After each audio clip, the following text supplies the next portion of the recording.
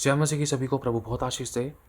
मैं यहाँ पर अपने बेड पर बैठा हूँ और मैं यहाँ पर प्रार्थना करता हूँ और कुछ चीज़ आपसे शेयर करनी थी। ये मेरा हाथ है, मेरे सामने एक व्यक्ति है और नहीं भी है। ध्यान से सुनना, प्रभु आपको अनुग्रह देगा। ये चीज़ हमें नहीं करनी है जो अभी बताई जाएगी आपको। परफेक्ट मैं भी नहीं, मुझसे भी गलतियाँ हुई, लेकिन प्रभु जब इन चीज़ों के द्वारा मैं सिखाता था कि आगे को चलकर हम कुछ खोए ना तो बहुत भला है। अगर हम दूसरों के अनुभव से सीख ले तो हमारे लिए भला है, क्योंकि हमें नहीं पता कि सामने वाले ने वो छोटा सा अनुभव पाने में कितने साल लगा दिए। हमें नहीं पता कि हमारे पास कितना समय है, और हमारे पास अब इतना समय भी नहीं है कि हम हर चीज़ को 8-8 10-10 साल के अंदर समय लगा लगा कर बहुत कुछ खोकर सीखें। नहीं, अब आज प्रभु ने इतना बड़ा ग्रेस दिया कि हम दूसरों के अनुभवों से, जिन्होंने 40 साल 50 साल 60 साल लगाया उन चीज़ों को सीखने में, वो हमें सिर्फ मिनटों में सीखने के लिए मिल जाती हैं। हम मूसा के द्वारा सीख सकते हैं। मूसा को 40 साल लगे, अब 40 साल का अनुभव अगर हमें 40 मिनट में मिल रहा है तो बहुत भली बात है ना। इसी प्रकार से 8-8 10-10 साल के अनुभव जब प्रभु के दासों में बीतती है, जब वो गिरते हैं या जब उन्होंने सीखा है, जब उन्होंने बहुत कुछ खोया था, जब वो अपने अनुभवों के द्वारा जब अपने कलीसिया को समझाते हैं, तो उसके द्वारा हमें शिक्षा प्राप्त होती है। वो जीवन को बदलती है। वो हमें एक चेतावनी के रूप में हमारी ज़िंदगी में काम करती है, ताकि वो चीज़ हमारी ज़िंदगी में ना हो। जैसे दूसरा गिरा है तो दूसरे को देखकर हम सीख ले, हम भी दूसरे के समान ना गिरे, हम भी दूसरे के समान ना बने, हम भी दूसरे के समान ठोकर ना बने, ना ही ठोकर खाएं। दूसरों के गिरने के द्वारा हम सीख ले, क्योंकि बहुत से ऐसे थे जिनको ठोकर खाने के बाद उठने का मौका नहीं मिला। अब ये मेरा हाथ है, मेरे सामने एक व्यक्ति है और नहीं भी, ये मेरा हाथ है। अब मैं सामने वाले की तरफ उंगली करता हूँ। मतलब उंगली करने का मतलब क्या है? दोष लगाना, है ना। अब ये अंगूठा कहाँ दिखा रहा है? अंगूठा दिखाता है नीचे की तरफ, है ना। अब मैं उंगली करता हूँ, ऊपर से दिखाता हूँ, उंगली कर रहा हूँ सामने वाले पर। इसका मतलब ये है कि मैं सामने वाले के ऊपर दोष लगा रहा हूँ, उसकी बुराई कर रहा हूँ, उसकी कमी निकाल रहा हूँ या उसके अंदर कमी खोज रहा हूँ। तो प्रभु कहता है जो इंसान बोता है वो काटता है, आज नहीं तो कल काटता है। ध्यान रखना, क्योंकि बोने और काटने का सिद्धांत है बाइबल के द्वारा। ये 3 उंगली मेरी तरफ है, अंगूठा ज़मीन की तरफ दिखा रहा है। ज़मीन क्या दिखा रही है? अधोलोक को दिखाती है। 3 उंगली मेरी तरफ है, एक उंगली मेरी सामने वाले की तरफ है। ये चाहे हम शारीरिक रूप में करते हैं आमने सामने किसी के साथ, या फिर पीठ पीछे गुप्त में किसी के ऊपर उंगली उठाते हैं, किसी की कमी निकालते हैं या दोष लगाते हैं, वो सब बातें प्रभु देखता है। सब कुछ प्रभु सुनता है। जिसने हमें कान दिए हैं उसकी वो भी सुनता है, जिसने हमें आँखें दी हैं वो भी देखता है। हमें आँखें और कान देने वाला, हमें बनाने वाला परमेश्वर है। तो इसलिए प्रभु कहना चाह रहा है, अगर कोई भी व्यक्ति अगर मेरे सामने है तो प्रभु कहता है तो उसका न्याय मत कर, उसके ऊपर उंगली मत उठा, उस पर दोष मत लगा। जो दूसरों की बुराई खोजता है उसी के ऊपर बुराई आ पड़ती है। 3 उंगली तेरी ही तरफ है। अगर तू 10 रुपये आज बोएगा परमेश्वर के भवन में तो तुझे पलट कर बढ़कर मिलेगा। अगर तू आज एक बुराई बोएगा तो पलट कर बुराई बढ़कर मिलेगी। इसलिए एक उंगली सामने की तरफ है। तूने एक दोष लगाया, एक बुराई खोजी है, एक चुगली करी है, एक निंदा करी है, एक सामने वाले के विषय में तूने ऐसा व्यवहार किया है जो परमेश्वर की दृष्टि में बुरा है, तो 3 तुझे पलट कर मिल सकता। 3 नहीं, कई गुना मल्टीप्लाई। कोई 30, कोई 60, कोई 100 गुना। समझ रहे हो?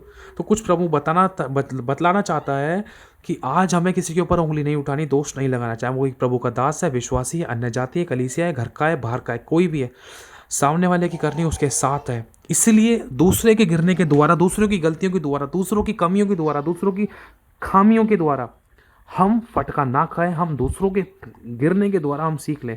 जो कमियां हमें दूसरों में दिखाई दे रही है उनके द्वारा, जो दूसरों के साथ हो रहा है उनके द्वारा हम सीख ले कि वो गलतियां हमसे ना हो, वो गलती मुझसे ना हो।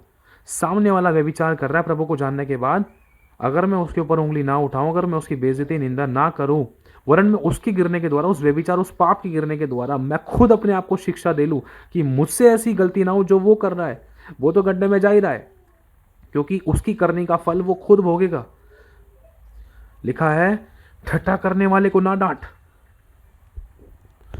कहीं वो तेरे विरोध में ना हो जाए। और भी बहुत सी बातें हैं। तो प्रभु एक बात ये कहना चाह रहा है, देख जो तू बोएगा वो तू काटेगा। अगर तू चाहता है कि वो सामने वाला बदले, चाहे वो दास है, दासी, विश्वासी, कलीसिया, अभिषिक्त है, कोई भी है, अन्य जाति, घर का, परिवार का, तो सिर्फ तू प्रार्थना कर, तू किसी का न्याय मत कर।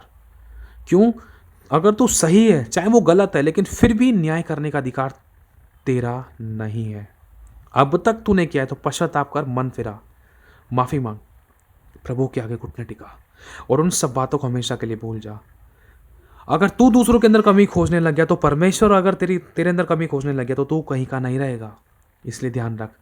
तो अपनी उंगलियां देख, 5 उंगलियां हैं, है ना। इस हाथ में 5 उंगलियां हैं, है ना। तूने 24 घंटे में कितने अच्छे काम किए, एक बार वो गिन के देख कितने हैं। हो सकता है 1 या 2, या तो वो भी ना हो। लेकिन बुरे काम कितने किए हैं, मन से, विचारों से, व्यवहारों से, कामों से, शब्दों से, उनको गिन के देख। शायद ये हाथ भी कम पड़ जाएगा, तुझे दूसरा हाथ निकालना पड़ेगा। अरे मैंने ये भी पाप, अरे हाँ झूठ भी बोला, चुगली करी, दोष लगाया, बुराई की, कमी निकाली, गाली गलौज किया, ठट्ठा किया, अनादर किया, गलत चीज़ देखी, पढ़ी, सुनी, समझी, देखी, चुगली करी, ये सब चीज़ की। सोच कर देखो हमारे अच्छे काम कितने हैं जिनको हम उंगली पर भी कई बार आराम से गिन सकते हैं, 1 या 2 अच्छे काम। और बुरे कामों की तो लिस्ट लंबी है। तो सोच कर देखो हम क्यों दूसरों के अंदर बुराई खोजें। सिर्फ अगर हमें कुछ करना भी है तो हम प्रार्थना करें, ताकि दूसरे के चक्कर में हम अपनी आशीष ना खोएं, दूसरे के चक्कर में हम दोषी ना बने। दूसरे के अंदर दोष खोज खोज के, बुराइयां खोज खोज के, कहीं कोई हमारी बुराई ना खोजने लग जाए, कहीं हम बुराई में ना गिर जाए। लिखा है जो दूसरों के लिए गड्ढा खोदता है वो आप उसमें गिरता है, जो दूसरों की बुराई खोजता है उसके घर से बुराई कभी दूर ना होगी। जो दूसरों की बुराई खोजता है उसी के ऊपर बुराई आ पड़ती है। तो आप क्या चाहते हो बुराई आए तुझ पर? नहीं ना। इसलिए प्रभु चाहता है ना तो दूसरे का न्याय कर, ना दूसरे के अंदर बुराई खोज। इसलिए सिर्फ प्रार्थना कर, प्रार्थना कर, प्रभु उसकी ज़िंदगी बदल, इस दास की, इस विश्वासी की, कलीसिया की, इस मम्मी पापा की, भाई बहन की, अन्य जाति विश्वासी है, दोस्त है, परिवार है, पड़ोसी अड़ोसी है, प्रभु उसकी ज़िंदगी बदल, इसके पाप क्षमा कर, इस पर दया कर, दया कर, दया कर। जब प्रभु ने आपको बदला ना तो वो उसको भी बदलेगा, चाहे भले वो विश्वासी में है या नहीं है। हो सकता है क्या पता उसके पास प्रकाशन ना हो सकता है वो अन्य जाति है। अगर उसने प्रभु का स्वाद चखा होता ना तो वो ऐसे काम नहीं कर रहा होता। अगर चखा भी है तो क्या पता उसके पास प्रकाशन नहीं, क्या पता उसके पास गलत शिक्षा है, इसलिए वो उन चीज़ों में लिप्त है। इसलिए तू भी उनके समान ना बन। आंख के बदले आंख, चांटे के बदले चांटा मत कर। अगर तू भी उनके समान बन जाएगा, उंगलियां उठाएगा, दोष लगाएगा, बुराई करेगा, कमी निकालेगा, ठट्टा करेगा, नादर करेगा, नुक्ताचीनी करेगा, उनकी चुगलियां किसी और से करेगा, तो फिर उसमें और तुझमें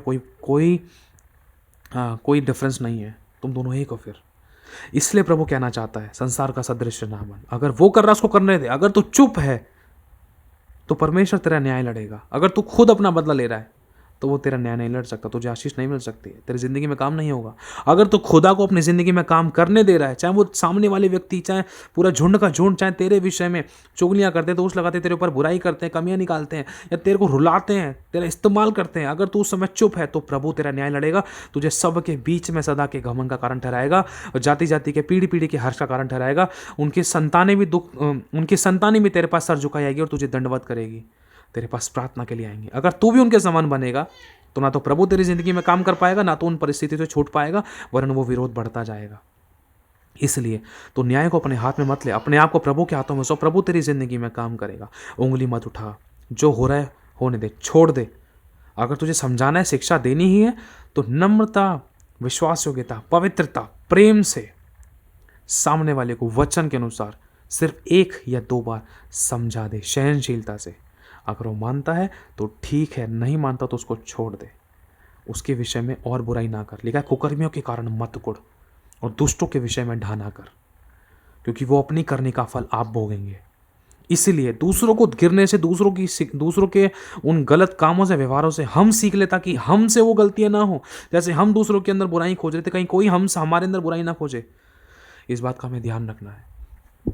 कोई भी परफेक्ट नहीं है, गलतियां हो जाती है, लेकिन हमें, जैसे प्रभु ने हमारे अपराधों को अनंत काल के लिए मिटा दिया, क्षमा कर दिया, हमें भी दूसरों को क्षमा करना है। हम भी एक बार में नहीं बदल गए, हम भी प्रभु के पास आए, हमने भी प्रभु में आने के बाद भी झूठ बोले, चुगली करी, लालच किया, घमंड किया, दोष लगाया, बुराई करी, व्यभिचार किया, वो सब किया जो हमें नहीं करना चाहिए था। क्या हम एक बार में बदल गए? नहीं ना। इसलिए हमें भी दूसरों को बदलने के लिए समय देना है, उनके लिए प्रार्थना करनी है, और प्रभु उनको बदलेगा। अगर अपनी समझ का सहारा लेंगे ना, अपनी समझ का सहारा ना लेना, वरन संपूर्ण मन से यहोवा पर भरोसा रखना, तब वो तेरे लिए सीधा मार्ग निकालेगा। इसलिए प्रभु कहना चाह रहा है सामने वाले को उसके हाल पर छोड़ दे। अगर वो शिक्षा को पाना चाहता है, अगर वो बदलना चाहता है, अगर वो इच्छा रखता है, तो उसको समझा, बदलने के लिए उसको वचन समझा, और बार बार उसके पीछे ना पड़, शिक्षा देकर छोड़ दे। सिर्फ तुझे करना भी है तो कुछ मत कर, सिर्फ प्रार्थना कर, प्रार्थना, प्रार्थना और प्रार्थना। That's it. अगर तुझे प्रार्थना भी नहीं करनी ना, अगर तुझे भला नहीं करना, तो किसी का बुरा भी मत कर, कहीं तो अपने लिए गड्ढा ना खोल दे। ध्यान रखना इस बात का। बहुत से लोगों ने ऐसा करके अपनी आशीष खोई है, अपना लेवल गिरा लिया है, बहुत कुछ खो दिया, बहुत कुछ खोने पर है, और उनको पता भी नहीं कि क्या खो दिया।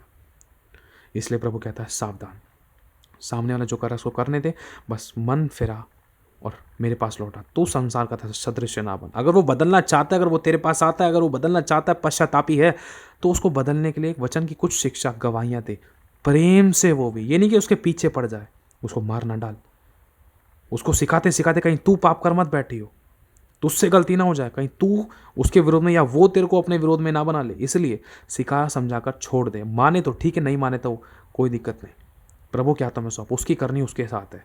तू अपने अपने यीशु के लहू से हाथ धो लेगा, उसको समझा चिता कर, प्रेम से, वो भी सहनशीलता से, नम्रता, दीनता से। अगर तुझे लगता है कि तू उसको समझा चिता नहीं सकता तो छोड़ दे, प्रेम, सिर्फ प्रार्थना, प्रार्थना और प्रार्थना, जबरदस्ती मत कर। और चिताने समझाने के लिए भी प्रभु की अगुवाई को मांग, बिना अगुवाई के चलेगा तो ठोकर खा सकता है। अरे हाँ, एक बात और कहनी थी, बहुत ज़्यादा इंपॉर्टेंट है, प्रभु ने अभी याद दिलाया अचानक। पुराने नियम में जिन जिन परमेश्वर के अभिषिक्तों के ऊपर जिन्होंने दोष लगाए, उनकी बुराइयां की, उनकी कमियां निकाली, उनकी जिंदगियां बर्बाद सी हो गई थी। कुछ ने तो अपनी ज़िंदगी को खो दिया। अगर हम देखें, मूसा के ऊपर उसकी बहन ने और हारून ने भी दोष लगाए, उंगलियां उठाई। प्रभु ने कहा, मूसा मेरा दास है, उससे मैं आमने सामने बात करता हूँ, वो चाहे कुछ भी कर रहा है उससे मैं बात कर लूँगा, लेकिन तुम कौन होते हो उसके ऊपर दोष लगाने वाले, तुम कौन होते हो उसके ऊपर उंगली उठाने वाले। इसी कारण है ना, उनके ऊपर सफ़ेद कोड आ गया था। गलती करी है मूसा ने, अब उसको परमेश्वर देख लेगा, हम क्यों किसी का न्याय करें। अब मरियम के ऊपर सफ़ेद कोड आ गया, फटका खाया था, क्यों? क्योंकि खुदा के दास पर उंगली उठाई थी, है ना। अब दूसरा, एक और चीज़, अब देखो, दूसरे के चक्कर में हम क्यों अपनी लुटियाँ डुबोए। ये चीज़ हमें शिक्षा के तौर पर हमें सीखनी है। अब देखो, इतना भारी अनुभव था जो पवित्र शास्त्र के द्वारा हमें सीखने के लिए मिला है। अगर इस अनुभव को, अगर हम दूसरों के ठोकर खाने से, दूसरों के गिरने से अगर हम सीख ले तो भला रहेगा। हम दूसरों के समान उस दंड को नहीं भोगेंगे, ताकि हम क्योंकि हम दूसरे के दंड से, दूसरे के ठोकर से, दूसरों की गलतियों से हम सीख रहे हैं, ये हमारे लिए भला है।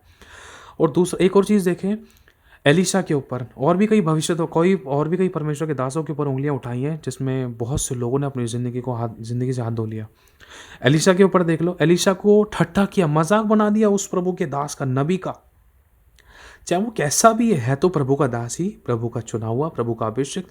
अरे चाहे वो कुछ भी गलत कर रहा है तो प्रभु देखेगा ना उसको। हम कौन होते न्याय करने वाले, हम कौन होते ठट्ठा करने वाले, हम कौन होते उसका मजाक उड़ाने वाले, हम क्यों उसकी नुक्ताचीनी करें। तो 42 लड़के एलीशा का मजाक उड़ा रहे थे, ए गंजे चढ़ जा, जैसे एलिया चढ़ गया ना, वैसे तू भी चढ़ जा। क्या तू चढ़ सकता है? बहुत सी चीज़ों को लेकर ठट्ठा करा, ठट्ठा मजाक बना दिया प्रभु के नबी का। लिखा है, उसी समय 2 रीछनियाँ निकली जंगल में से और उन 42 लड़कों को फाड़ डाला। उन लड़कों को फाड़ डाला। सोचो, उन लड़कों ने अपने लिए मुसीबत को मोड़ लिया। सिर्फ शब्द ही बोले थे, उन्होंने अपनी जान से हाथ धो बैठे। और 42 लड़के, 1 नहीं, 2 नहीं, 3 नहीं, 4 नहीं, 5 नहीं, 42। तो ये प्रभु सिखलाना चाह रहा है, हमारे हक में नहीं है कि हम किसी का न्याय करें। अगर गलती हो भी गई है, बस प्रभु से दिल से पश्चाताप करें, दोबारा से उन गलती को हम ना दोहराएं, ये हमारे लिए भला है। हालेलुया। तो प्रभु आशीष दे आप सभी को। जय मसीह की।